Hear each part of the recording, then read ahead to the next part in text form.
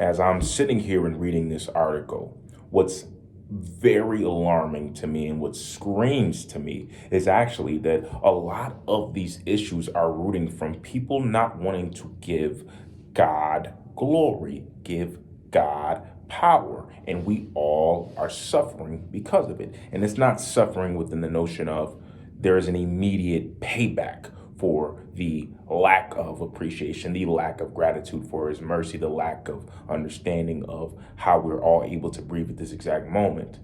It's over time reading this different article and understanding the concepts of how does the lack of spirituality connected to the relationship between a counselor and a student in these situations, how that actually is creating more of a plague because it's creating a dependency and a reliance upon the negative vices that are so easily obtainable in our society, especially in the United States of America. If you go across any location that is predominantly black and of someone that is not of affluence and a good background, you will find more liquor stores than you will find libraries.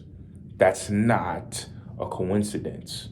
And systematically, from an educational standpoint, we are not giving people what's truly needed.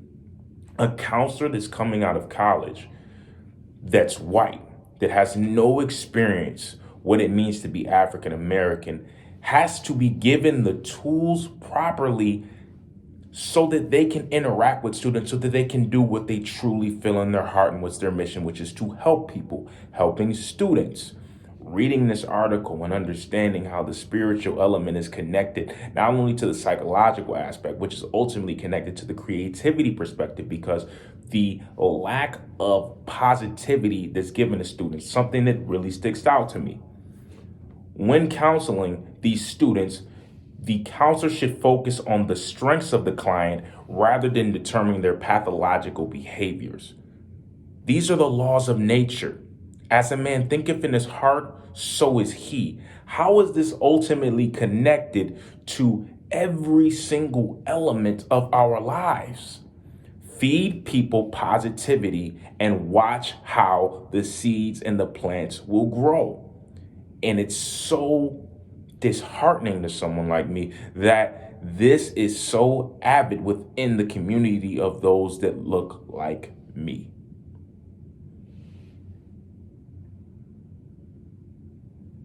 Public schools should not promote one paradigm of religious practice for students, but they should acknowledge that student spiritual practice and orientation is part of one's overall holistic development. The moral compass, the understanding, the subtle hatred that people spew without even realizing it. This is an extremely interesting article, and it's definitely motivating and providing some insight and strengthening some theories that may have already existed. Thank you.